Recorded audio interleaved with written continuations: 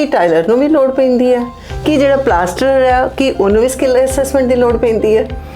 हाँ जी शमा जी, सारिਆਂ ਨੂੰ ਲੋੜ ਪੈਂਦੀ ਆ। ਅਲੱਗ-ਅਲੱਗ ਆਕੂਪੇਸ਼ਨ ਦੇ ਵਾਸਤੇ ਗਵਰਨਮੈਂਟ ਆਫ ਆਸਟ੍ਰੇਲੀਆ ਨੇ ਅਲੱਗ-ਅਲੱਗ ਅਥਾਰਟੀਜ਼ ਬਣਾ ਕੇ ਰੱਖੇ ਹੈਗੇ।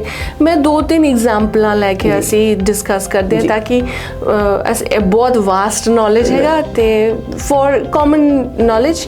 ਜਿਸ ਤਰ੍ਹਾਂ ਅਸੀਂ ਟ੍ਰੇਡ ਵਰਕਰਸ ਗੱਲ ਕਰਦੇ हैं, ट्रेडीज़ जिन्होंने कहते हैं शेफ़ आ गए, टाइलर आ गए, ब्रिकलेयर आ गए, कारपेंटर, कैबिनेट मेकर, इन्हां दे वास्ते ज़रूरी हैगा certificate 3 as a trade qualification, sometime certificate 4 as well.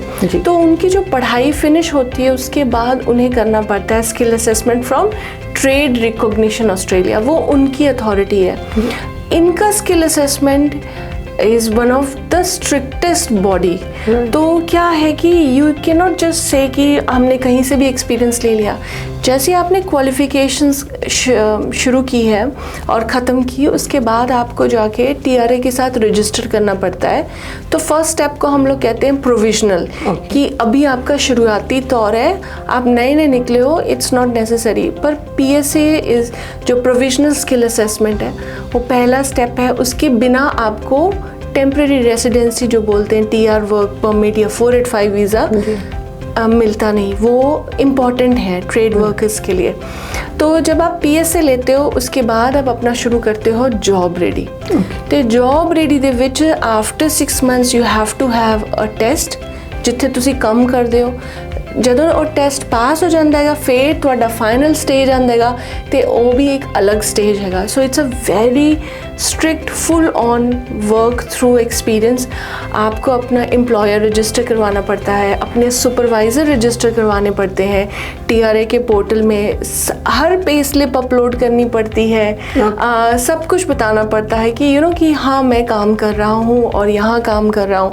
And they will come and cross check, supervisors की रिपोर्ट होती है। तो it's one of the most extensive skill assessment procedure, क्योंकि आप मोर देन 1 year TRA के साथ register हो उस पूरे स्किल प्रोसेस में। अगर आप टेस्ट फेल करके, जो होना ही होना है, आपको रीडू करना पड़ेगा टेस्ट, बिना टेस्ट के आप वो फिनिश नहीं कर सकते। तो ये सबसे इम्पॉर्टेंट एंड सबसे रिगरस है। कहने को लगता है कि it's a trade qualification and कई बार लोग क्वालिफिकेशंस के लेवल के हिसाब से एक दूसरे को जज करते हैं, पर मैंने देखा है बच्चों को बहुत मेहनत करनी पड़ती है।